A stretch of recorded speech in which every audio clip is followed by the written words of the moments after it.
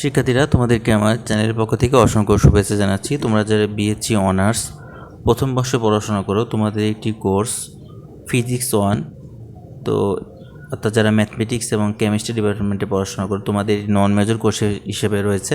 তো এই কোর্সটির অধ্যায়ন হয় স্পন্দন গতি থেকে এই সরলসন্ধিত গতি কী আর সরলসন্ধিত গতির বৈশিষ্ট্যগুলো কী কী, এটা তেমন কিছু বোঝার নাই, এটা তোমাদেরকে মুখস্থ লিখতে হবে।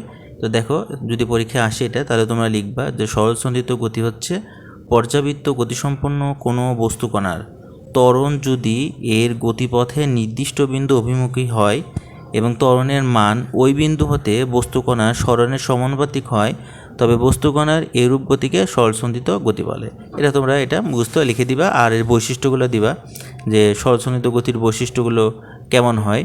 দেখো, এখানে লেখা আছে যে 1 নম্বর বৈশিষ্ট্য, মোট 5টা বৈশিষ্ট্য দিবা। তো 1 নম্বর বৈশিষ্ট্য হচ্ছে সরলসন্ধিত গতি সম্পূর্ণ কোনো অবশ্যই কী হবে, সেটা পর্যায়বৃত্ত গতিসম্পন্ন হইতে হবে। ঠিক আছে, এই সরলসন্ধিত গতি সম্পন্ন কণাটা অবশ্যই কী হতে হবে, পর্যায়বৃত্ত গতিসম্পন্ন হতে হবে।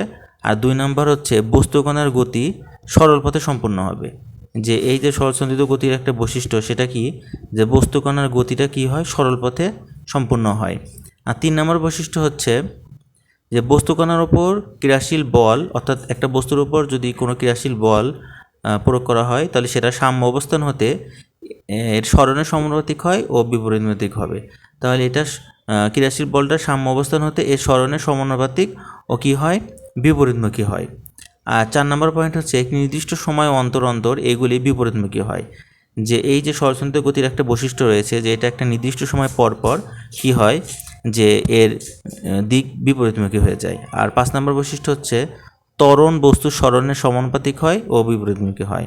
অর্থাৎ সরলসন্ধিত গতির ক্ষেত্রে যে ত্বরণটা হয়, সেটা হচ্ছে সরণের সমানুপাতিক হয় ও বিপরীতমুখী হয়। এটা তোমরা লিখে দিবা। ঠিক আছে, তোমরা ভালোভাবে এটা দেখো, দেখে বৈশিষ্ট্যগুলো এখান থেকে লিখবা। আর এই সংখ্যাটা তো আমি এখানে লিখে দিছি, এই সংখ্যাটা তোমরা এটা লিখবা যদি এই কোশ্চেনটা আসে। এটা তেমন কিছু বোঝার না, এটা তোমরা মুখস্থ লিখে দিবা। ঠিক আছে, তো শিক্ষার্থীরা, ভালো থাকো, সুস্থ থাকো।